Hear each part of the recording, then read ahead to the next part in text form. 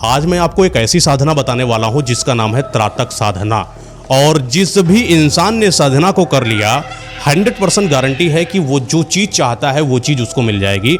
लेकिन ये जो साधना है ये कैसे करी जाती है इसके बारे में तो मैं बताऊंगा ही। पहले तो ये समझ लो कि इसको करने के नियम क्या हैं।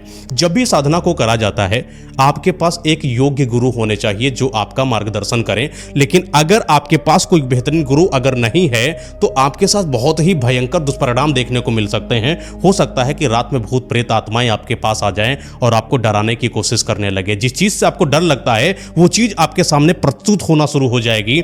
ऐसा कुछ आपके साथ हो जाएगा अगर आपने इस क्रिया के दौरान गलत कर दिया, जो चीज आपको भयंकर भयभीत कर सकती है। 4 पड़ाव की ये साधना होती है। हर एक पड़ाव 10 दिन का होता है। इस तरीके से ये साधना 40 दिन की निर्धारित करी जाती है। हर एक पड़ाव के हर एक दिन में 3 पहर का डिवाइड करा जाता है। पहले पहर में हम ब्रह्म मुहूर्त को चुनाव करेंगे, दूसरा पहर हमारा संध्या काल का होगा और तीसरा रात्रि का समय होगा, वही 11 से 12 बजे के बीच का। अब आपको पहले पड़ाव के पहले दिन में आपको एक ऐसे कमरे का चुनाव करना है जो अंधेरे से भरा हुआ है, जहां पर कोई आता जाता नहीं है। बहुत समय से वो खाली पड़ा हुआ था।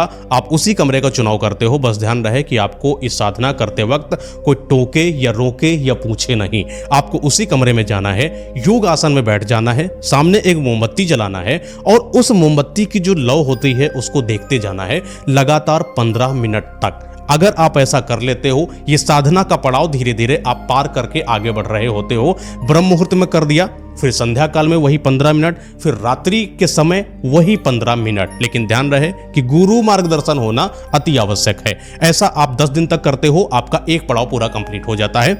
अब बात करते हैं दूसरे पड़ाव की, जहां पर आपको एक ऐसे कमरे का चुनाव करना है जिसके सामने वाली दीवार बिल्कुल सफेद है। उस सफेद दीवार पर एक काला बिंदु बना लेना है और वैसे ही योगासन में बैठने के बाद 15 मिनट तक लगातार उस बिंदु को देखते चले जाना है।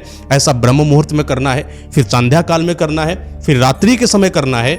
जब आप ये काम करते हो तो आपका एक दिन कंप्लीट होता है। ऐसे लगातार 10 दिन तक करते हो, आपका दूसरा पड़ाव कंप्लीट होता है। अब आते हैं तीसरे पड़ाव पर। ये थोड़ा विचित्र है, आपको भयभीत कर सकता है।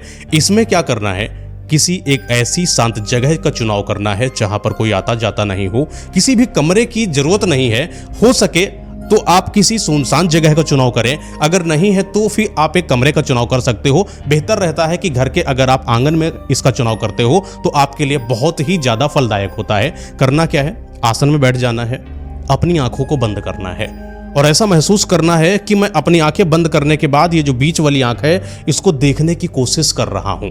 लगातार 15 मिनट तक आपको ध्यान केंद्रित अपने बीच वाले सेंटर पर करना है। और ये जब आप क्रिया कर रहे होगे तो आसपास कुछ आपको महसूस हो सकता है, शायद वो भूत प्रेत आत्मा या कोई हवा या जो डर तुम्हारे अंदर है वो डर आपको महसूस होने लगे, सपने आने लगे या कुछ इमेजिनेशन बनने लगे, कुछ आपके साथ हो सकता है। लेकिन घबराने की जरूरत नहीं है, आपको लगातार 15 मिनट तक करना है। ब्रह्म मुहूर्त में किया, फिर आपने संध्या काल में किया, फिर आपने रात्रि के समय किया। ये जो रात्रि का समय है ये आपको भयंकर भयभीत कर सकता है, लेकिन भयभीत नहीं होना है क्योंकि अब आप कम से कम उस साधना को बहुत आगे लेकर आ चुके हो।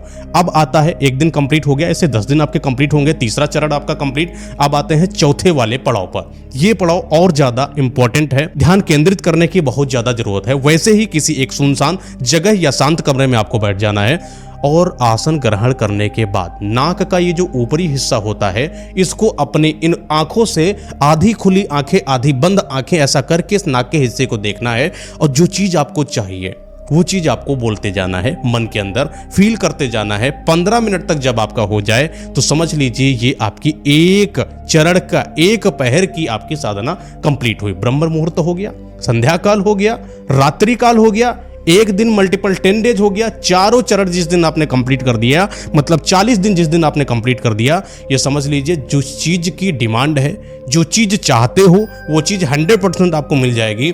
लेकिन जितना ये सुनने में आसान लग रहा है उतना आसान है नहीं, क्योंकि हर कुछ आपके सांसों पर कंट्रोल करने पर और दिमाग को कंट्रोल करने पर, भयभीत ना होने पर और बेहतरीन गुरु मार्गदर्शन पर ही आधारित है। अगर इनमें से कोई भी चीज डगमगाई तो आपका सर्वस्व जीवन बर्बाद हो सकता है।